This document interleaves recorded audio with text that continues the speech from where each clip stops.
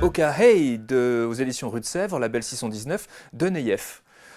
Un western. Un western, mais comme d'habitude, un western qui change. Oui. Parce que le protagoniste, parmi les protagonistes principaux, pas de cow-boy, mais les Indiens prennent la place principale. On suit un jeune garçon qui vit dans une réserve sous la coupe du pasteur du coin, qu'il a élevé comme un petit blanc. Oui.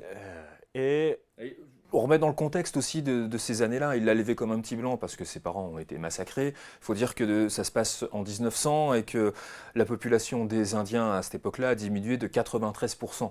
Parce qu'ils ont été affamés en gros par les Blancs, massacrés et tout ça. Donc là, les réserves sont faites et du coup, on commence le récit à... Voilà. Et donc, l'acculturation indienne a est vraiment en marche. Quasiment plus de survivants, plus de transmission des traditions. Enfin, presque tout est fait pour que la culture s'arrête. Et ce jeune Indien qui vit dans une réserve sous la coupe du pasteur, va arriver 3 éléments perturbateurs, un Indien Cheyenne, un Irlandais et une femme au visage masqué. Oui. Indienne aussi. Indienne aussi. Et ça va être le début d'une grande épopée à la fois de vengeance, d'aventure et de réflexion sur ce qu'est la condition indienne aussi à cette époque-là. Il y a une vraie grosse réflexion derrière. Le plus évident dans un western, c'est le dessin. Oui. Et alors là, Neyef. Waouh. Oui. Clairement, Neyef avait un dessin très cartoon. On l'avait vu travailler dans le label 619. Il avait participé à du Midnight Tales. Voilà, il y avait Low Reader. Voilà, vraiment des récits plus urbain, plus action. Voilà.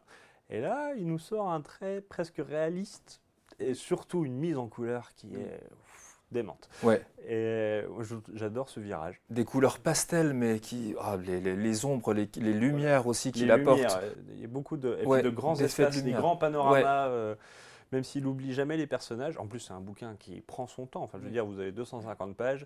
On a le temps de construire le récit, Et l'expressivité juste dans les regards est magnifique. Il arrive à faire des centaines de regards différents sur ces personnages, juste par le regard sans lire la bulle.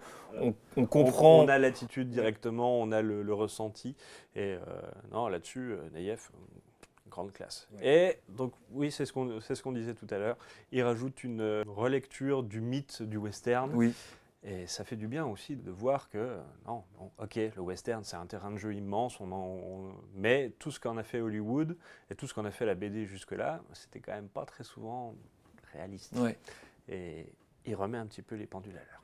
Et même sociologiquement, ce petit enfant, sans dévoiler l'album, qui se prénomme Georges au début, parce que forcément il a été recueilli par des Blancs, c'est un petit enfant qui cherche sa place, ses racines, parce que finalement il a toujours été élevé par des Blancs, mais c'est un Indien. Mais il reste Indien. Et du coup, il est ni accepté ni par une communauté, presque ni par l'autre.